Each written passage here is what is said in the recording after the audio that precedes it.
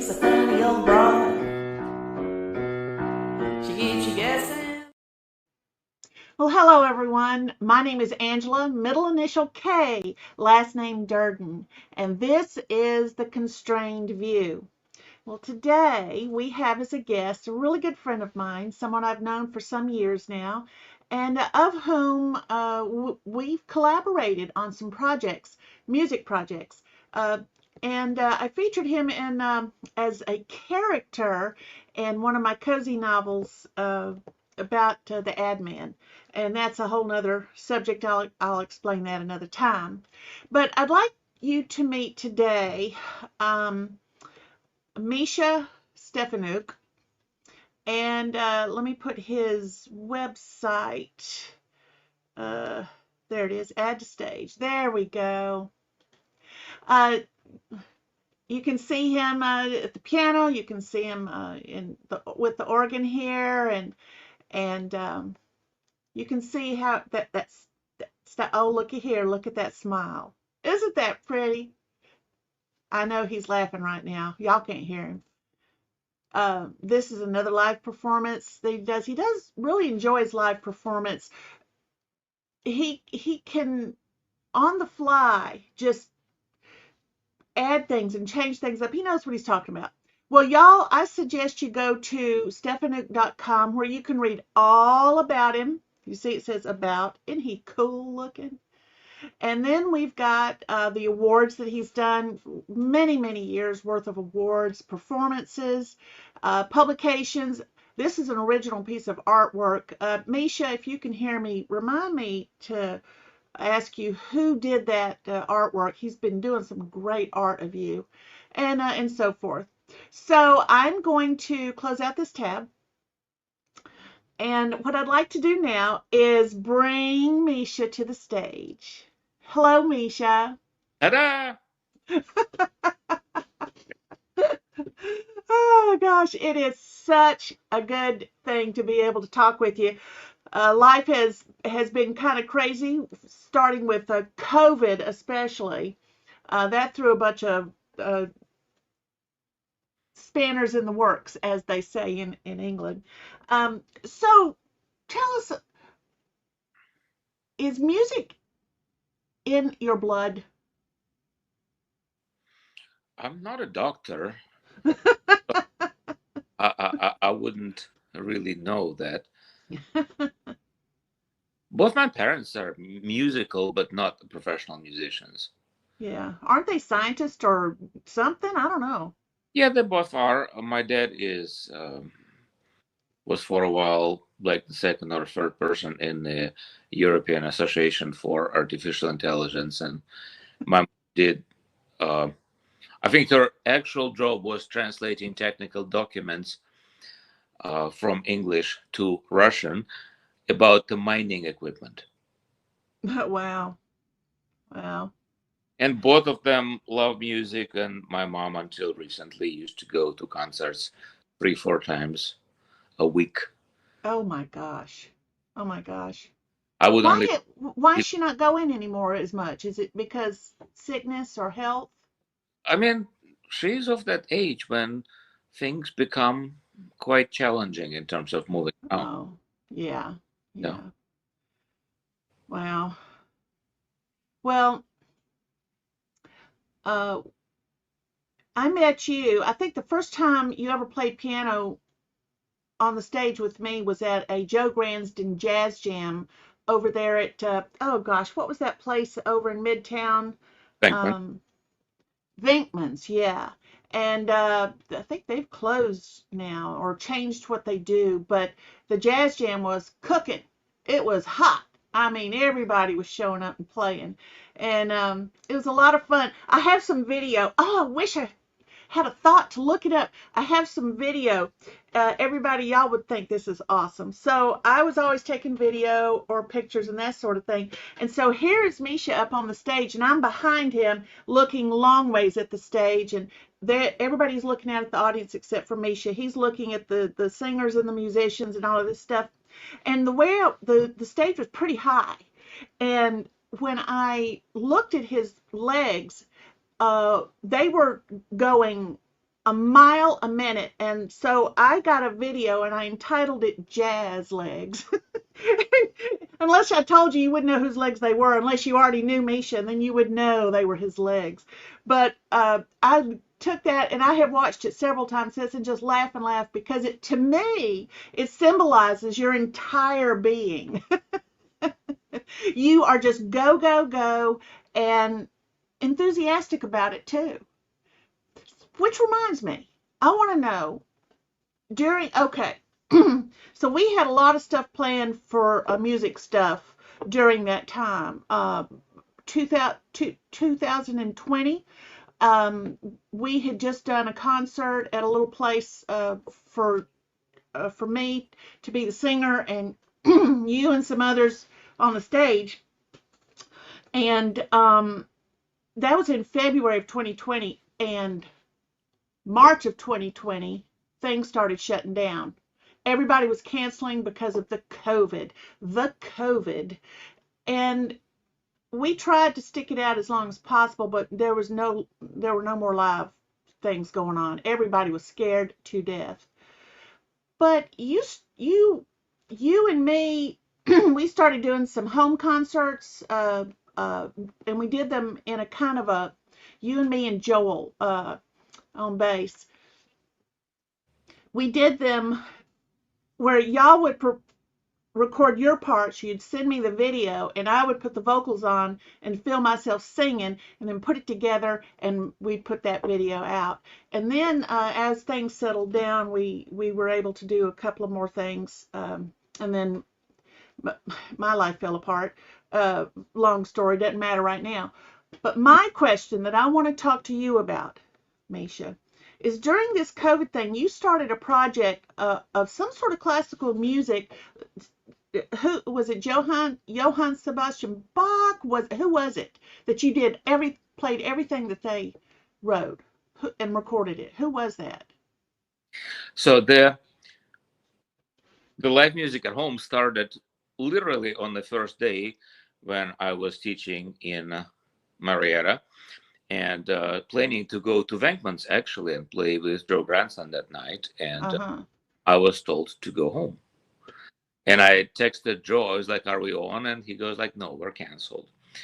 And I came home, and Joel is a friend of mine who is a bass player who lives downstairs.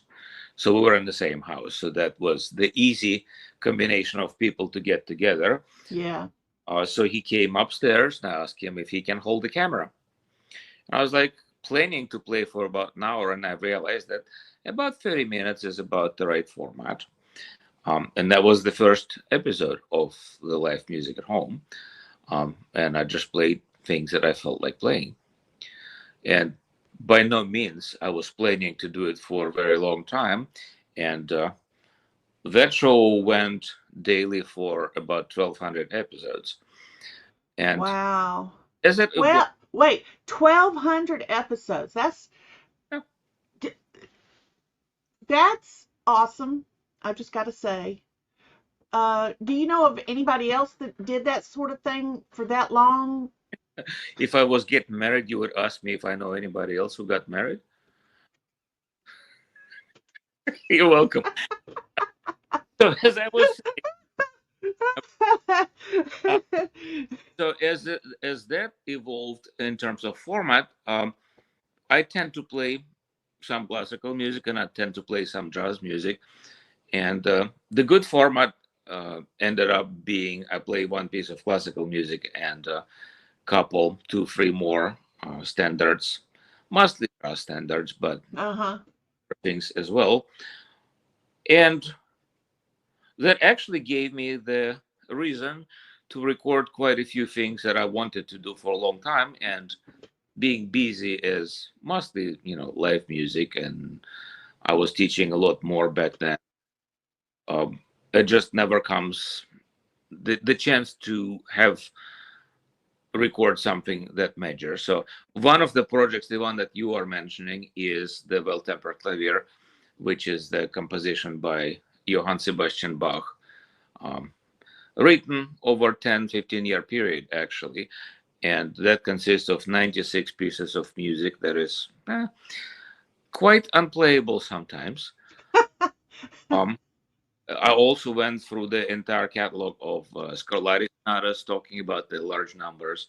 He wrote 555 of them, and I played 555 of them, including the one that was missing all of the pages. Well, he kind of didn't finish it. Oh, no. There is about a page and a half, and it's very clear that it needs to be about 4 or 5 pages. Right. So, guess who wrote the rest of it? You. Of course. Really? Oh my gosh. It was kind of an open I invitation. expected nothing less. Nothing Well, less. you remember the Charles Dickens's the book that he didn't finish, and it's the rest of it is written by somebody. Oh, true. And then there's a Schubert's symphony, the unfinished symphony, that of course is finished, just not by him. Right. Yeah. Yeah. I kind of Well, like when you start something and let other people finish. you know, I totally understand that. I've got several books started that I just can't, I'm just not motivated to finish it because I don't have a clear vision of where I want it to go. You know what I mean? Mhm. And could I finish it? Yes, but it just wouldn't be the thing of beauty that I would want it to be. So I let it sit and I let it percolate in the back of my mind.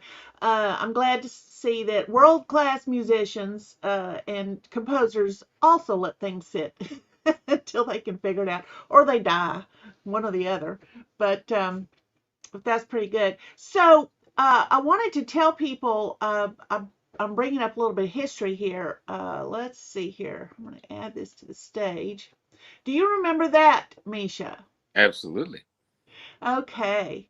Um, this is my one and only album, and all the songs on it are original.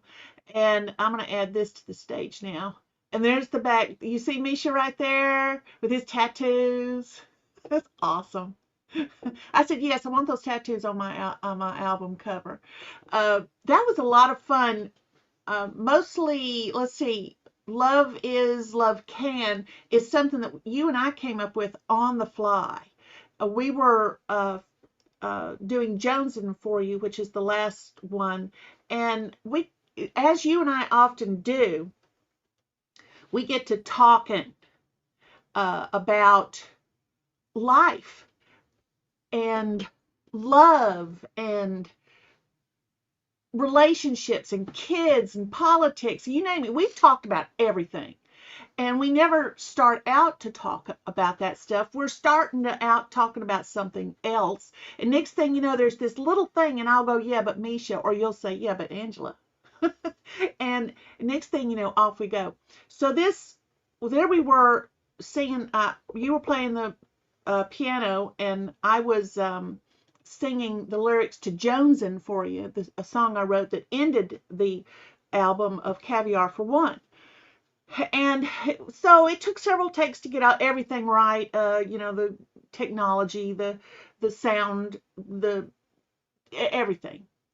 And at some point in there, you made some snarky comment. I do not remember what it was, but it was something about love. And then you said, "What is love?" I said, "Love is," and I started just not naming some stuff. And love can.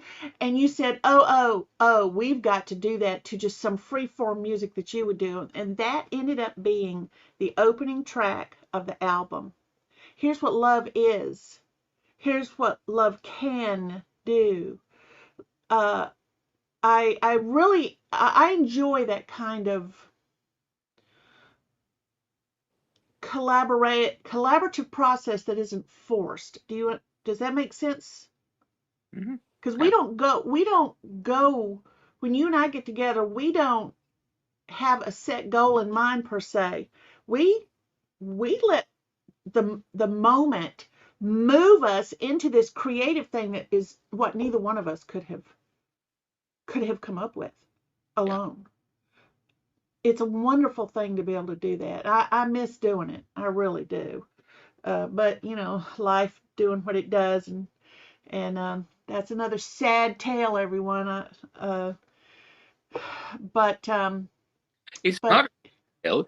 It's there are possibilities. There are things that are yet to happen. yeah, We will yeah. make it happen. Yes, we will. Because I am missing the getting together with you and putting these things together and seeing where it will go. Those were just some really great times, and I think they'll come back. They'll come back somehow, somewhere, someday, and it'll be the right time. So that'll be good. So tell me, you've got a lot of music that has been placed in movies, commercials, soap operas, stuff like that. What kind of fun is that? I don't actually have that much in movies. Although one of the things that happened, there's a good story for you. Okay. Things that happened recently, about 25 years ago, we lived in New York, and I went to the Music and Technology Expo. Hmm. I met a bunch of really important people. I've met Ray Kurzweil, who started the Kurzweil keyboards and Kurzweil AI back 25 years ago. I've met the two people who started CD Baby. Met a couple of agents, TV agents. One of them, Barbara Jordan, became my agent for the next like 20 years. And we have like literally over 300 placements on TV. And the other agent was, yeah. So Barbara, when she was talking, she said, if anybody here has a demo, leave it with me. And of course, I had a demo. I mean, I wasn't going there to just look nice. Um, and didn't hear from her for 3 4 months, and I forgot all about it. And then all of a sudden, she called me and said, "Well, let's work." The other agent said that he wants somebody to. He needs music that will sound like Irish dancing. What Hmm. was the name of that show? I don't even remember. I don't either. The people who dance. Riverdance? River Dance, yes.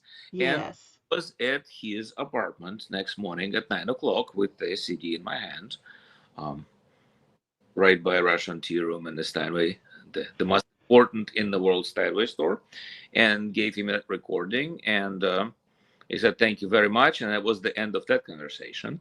That track is actually on the last production of Disney Little Mermaid.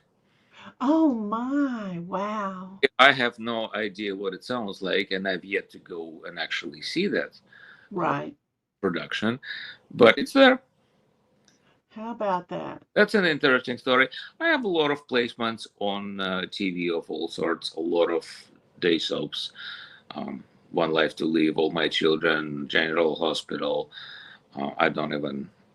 When it all started, it was very entertaining because I remember my ex grandmother in law was watching one of those. I think My Life or One Life to Live, and she was talking hypothetically. She was saying that such and such is character that I hope he makes it because he seems to be very sick. And I was like, I hate to break it to you, but the, Oh but no. but the organ music that plays at his memorial service already made its way from Nashville to Los Angeles. So he might not die for another 3 4 months for you, but he's dead. But he's already dead to you. Goodness gracious. And it was fascinating because as most of us are not really watching daytime soaps, and as a writer, you would appreciate that because when the first time I watched those episodes with my music was very important at the time. I was fascinated. Yeah, As a writer, you get to pick different characters. right. Made the Misha Stefanuk, which never, it's not exactly me. Right. They are stuck, at least for the duration of the season, and sometimes for many years, with the same characters. So even just the plain storylines are challenging Yeah. because you can only do certain amount of things with the same character. Yeah. It's just like your life, like you're born, you go through school, you get a job, you buy the house, you hopefully get married, you produce offsprings, uh, they grow up, you possibly fall in love with somebody wrong at the same time, that life love struggle, all of this kind of stuff. So what do you do if you have to come up with a new episode every day and have Yeah. all realistically be on stage for that long? And I had tremendous respect for this.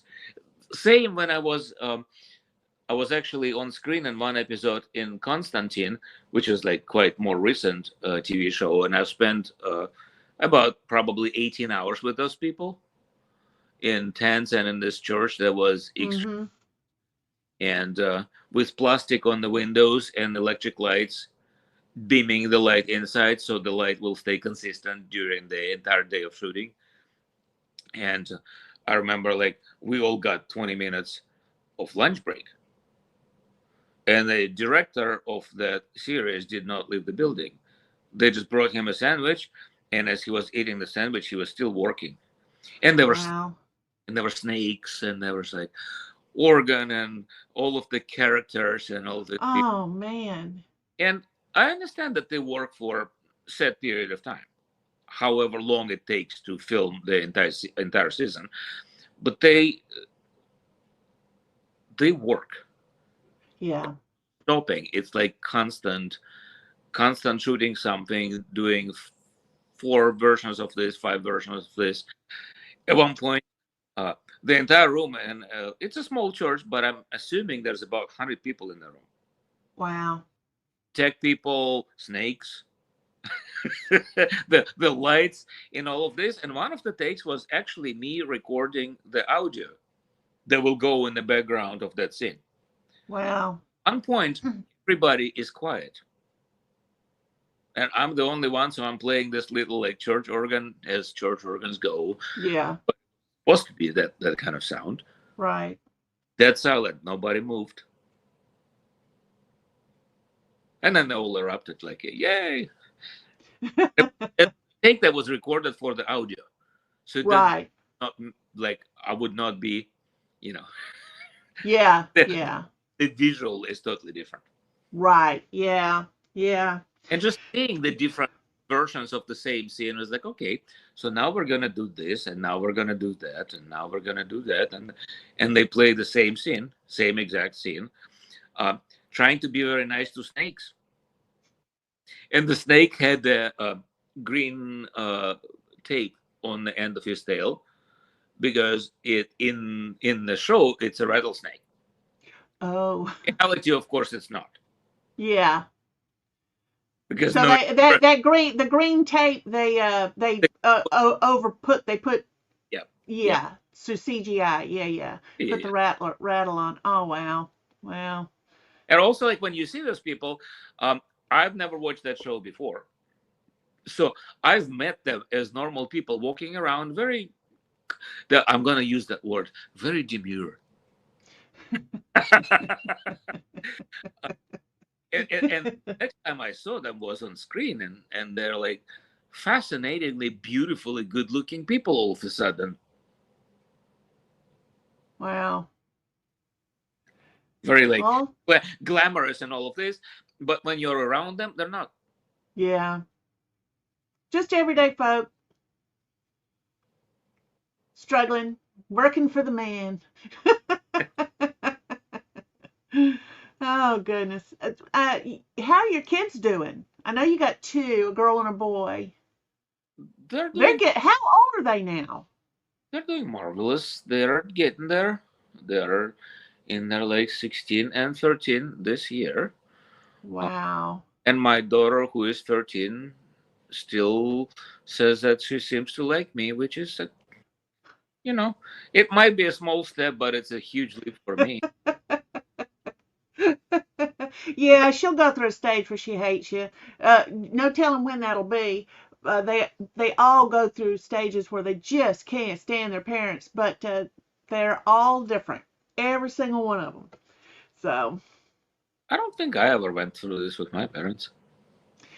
um, well, I never went through it with mine either, but I think our lives were not the norm.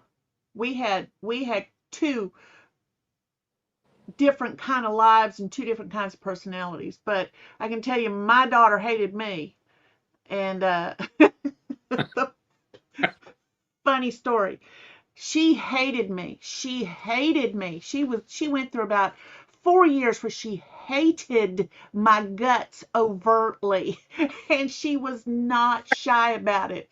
And so we were getting ready to go to church, and she was taking her sweet time getting dressed. And I had put on a white blouse and a black skirt and some black shoes. And she was in her room, and we're wanting to go. And I knocked on her door. I said, "Are you ready?" And she said, "Yes." And she opens the door, and I kid you not, she had a white shirt, a black skirt, and black shoes. We did not coordinate this, and she looked at me and she screamed and slammed the door and changed her clothes. And I was cracking up laughing. When I told her father, he was cracking up laughing too, because she couldn't help it. She's going to be just like me. Poor thing. And she still hates that. She can work really, really hard not to, but she is. But that's my little story about my daughter hating me. I don't know that my son has ever hated me, but no, I don't think he has. But boys are different with their mamas than they are with their dads. So anyway, so what you got coming up? Everything. Everything all the time, huh? Which part do you want me to talk about? There's enormous amount of albums. One of the things that came out of this recording I was talking about earlier, quite a few of those episodes are large-scale improvised piano works, which I've done some of them before. Keith Jarrett is the one who started all of this. So when you just sit at the piano and an hour later you're done. Wow. So I have, I think my next album that is already recorded, produced, mastered, sweetened, all of this good stuff is coming in the middle of 2028. And until then, there's 2 free albums every month. Wow. And some of them are with other people, and some of them are by myself, and some of them are studio recordings. There's quite a few live albums. There's 3 or 4 this year.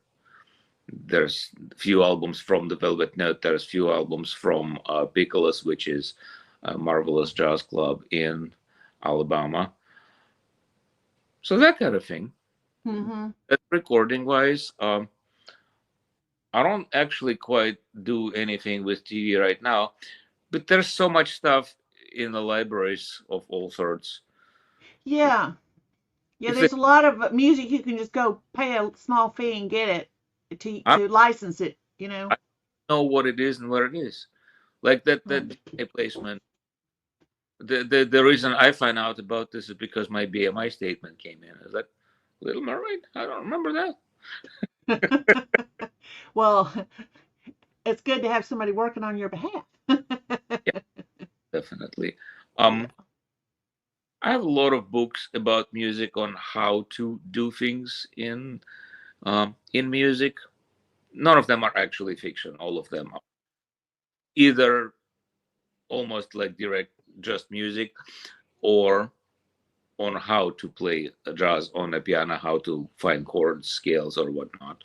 Mm-hmm. And again, I'm not doing much with that anymore either, because frankly, I've finished everything I wanted to finish. It all exists. So now you have some surprises coming up. You don't know what they're going to be. There's always something. Yeah, There's always something. there's always, but I'm playing constantly. It's 5 to 9 gigs a week. It has been like that ever since the COVID stopped. When you said that we didn't have anything to do during COVID, it's not completely like that. There are a few places. There's Ponko's Chicken that Joe Granston started his jazz jam like literally 3 weeks into COVID.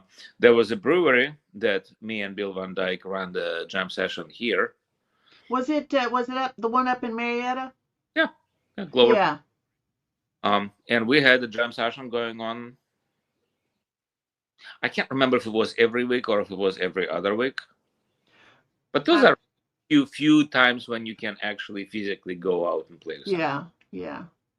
Well, no, I mean, I know there was a few things going on, but there was a lot of people didn't have a lot of places to go. Yeah. And they couldn't do a lot of things. Whether it was because the company they worked for said no, we can't do that. You know, they were prohibited from the larger powers that be, whatever they were. So I know there's a lot of people. There came a time when you and I continued to get together because we both knew neither one of us had COVID and we were healthy and all that sort of thing, and so we did some things. But it was a tough time. But I'll tell you, during that time, you know, I think a lot of people being forced to slow down, in whether it was whatever their career was, whatever their business was, whatever their passion was, being forced to slow down actually caused a reset in a lot of people's lives. I think they started looking at what was really important to them, what really mattered, and changed their lives. I know a lot of people who did that. And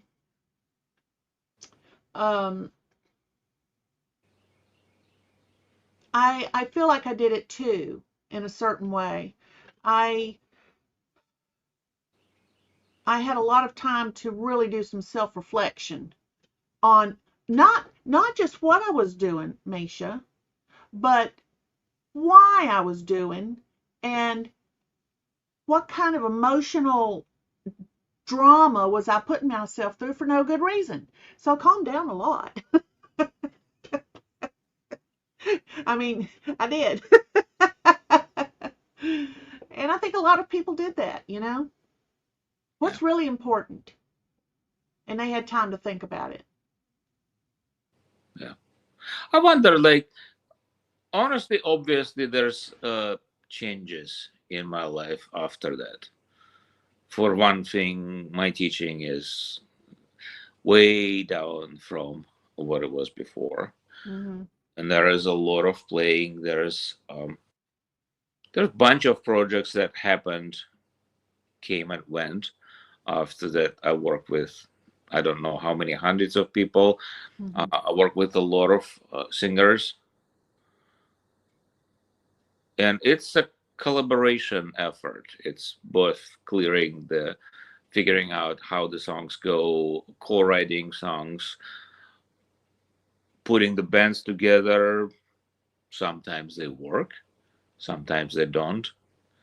And you kind of learn as you go on how people and how to be as much of a support, because when you work with a vocalist, clearly they are the star of the show. Mm-hmm. And then so everything is somewhat geared towards that. Mm-hmm. When it's a trio situation, it's equal. Although there is no question, like, it's my trio. So I'm gonna make every important decision as to what we play, how we play it, when we play it, how long we're gonna play it, that kind of thing. It's very it's a very friendly setup, but it's not a democracy. No. Don't make that mistake. No. Mm-mm. Whoever's paying the bills, Yeah. they're the ones, you know. The money is not necessarily an issue, because my gigs range from probably $100 is the lowest that I can think of, to like $2,000 per one night. So it's Mm-hmm. not, and that's fee for one person. So the money is not as much of an aspect as is it's my name, my reputation, my ideas, and me staying true to whatever the bright idea that I had at the beginning of it. Right. Right. So I totally can understand that. And I won't say who it was, and I'm not going to say where it happened. But I was singing at a jazz jam, and it was not Joe Granston's, I will tell you that. Um, and this particular bass player, he played the upright bass, um, would not play, change from this ballady type of a jazz thing into a swinging thing. Drummer was ready to go, piano player was ready to go, and he just on the stage said, "I'm not doing it." And argued with me right there on the stage. And I just turned around and said, "Well, we're just going to sing it the way he wants then," which was again kind of slow, and he didn't want the energy to come up. Well, let me tell you something. That ticked me off to no end. Uh, and the reason is because uh, I had sang that exact same song the week before at a Joe Granston jazz jam. And Joe says, "What do you want to sing?" And I told him, and he said, "Well, look, how do you want to sing it?" I said, "Well, I want to kind of do a little ballady." He said, "Can you swing it?" I said, "Hell yeah, I can swing it." he said, "I'll let you know when we're going to go into it." And I said, "This," and the audience just went woohoo when it got that way, and they were all excited. So I thought, well, this audience that we're at now is kind of dead, and they may have been enjoying it, but nobody was into it, and I hadn't heard a good holler all night long with woohoo. So I thought, let's swing it. So I turned around, let's swing it, y'all. And that bass player's like, nope, nope, Oh, I was furious.